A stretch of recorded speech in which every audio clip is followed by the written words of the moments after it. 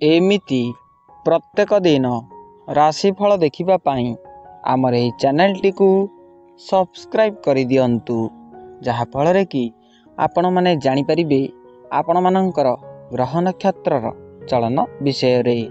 नमस्कार प्रिय दर्शक बंधु, आज आमे जानिबा कुंभ राशि व्यक्ति विशेष मानकर जीवन रे एही आगामी 3 मास भितरे आपणक जीवन रे किपरि बड़ परिवर्तन घटिबाकू जाउअछि एवं आपणक जीवन रे कौन से ही बड़ परिवर्तन आनिबाकू जाउअछि जहा आपणक जीवन रे कदापि कटि नथिबो।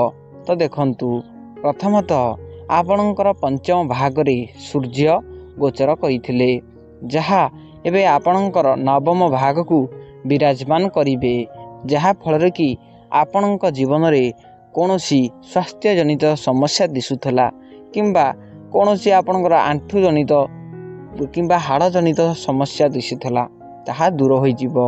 सूर्य आपणकर सप्तम भाग को विराजमान करिबा परे आपणकर जे कोनोसी मध्य स्वास्थ्य जनित खास करी आपणकर जदि चर्म जनित कोनोसी रोग होइथाय, जादू काछु कोनोसी एहीपरि चर्म जनित रोग होइथाय ताहा आपणक ठारू दूरेई जिवो एवं आपणक देह को सुस्थ रखिबारे सूर्य आपणको अनेक मात्रा रे साहाय्य करिवे।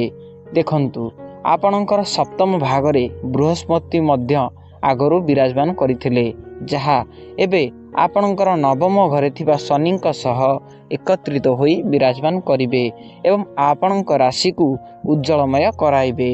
देखंतु, नवम भाग रे शनि कर्मफलदाता अछंती एवं देवगुरु बृहस्पति हेउछंती धनर प्रतीक, देव कुबेर को प्रतीक, जहा फल रे यदि आपण कोनोसी भल कर्म करंती एही आसंता 3 मास भितरे कोनोसी यदि आपण भल कर्म करंती तेबे आपणकर एही कर्म फलदाता शनि आपणको निश्चय भल कर्मर फल देवे एवं देवगुरु बृहस्पति आपणको चाकरी क्षेत्र में मध्य तार उन्नति घटाइबे।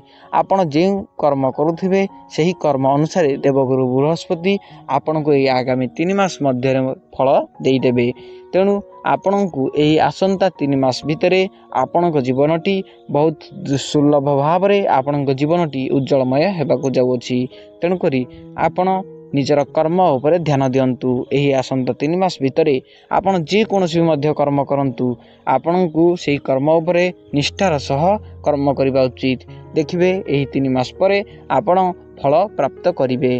तेणु करी आपण जदि कुंभ राशि व्यक्ति विशेष होइतांती एवं ईश्वर को सच्चा हृदय विश्वास करथांती एवं एही वीडियोटी को शेष पर्यंत देखि थांती, तेबे एही वीडियोटी को लाइक एंड सब्सक्राइब करने को भूलिबे नहीं एवं कमेंट रे जय शनिदेव निश्चय लिखिबे। रहुचु, धन्यवाद।